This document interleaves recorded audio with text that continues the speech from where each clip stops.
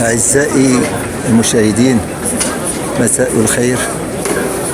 نتواجد الآن في ساحة بفتوح، الساحة القريبة من ساحة جمال فنا، وهنا تظهر فرق الإنقاذ وأيضا السلطات المحلية التي تشرف على هذه العملية، وهي عملية إنقاذ سائح مفترض أنه يكون بين هذا الركاب.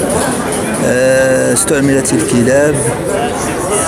لماذا؟ لأن في هذه الحطام تبين أن هناك هاتف هذا السائح المفقود الذي تم تحديده، اللوكاليزاسيون تاع هذا الهاتف.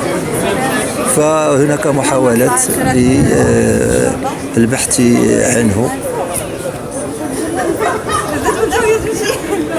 وقد جندت السلطات المحلية كل الإمكانيات لعلها تجد هذا السائح المفترض أنه مفقود في هذا المكان، لأن هاتفه موجود بين هذه الركاب.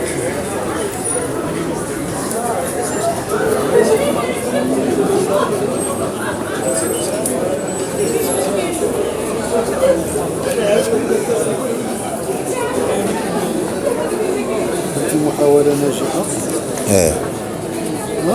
ناجحة.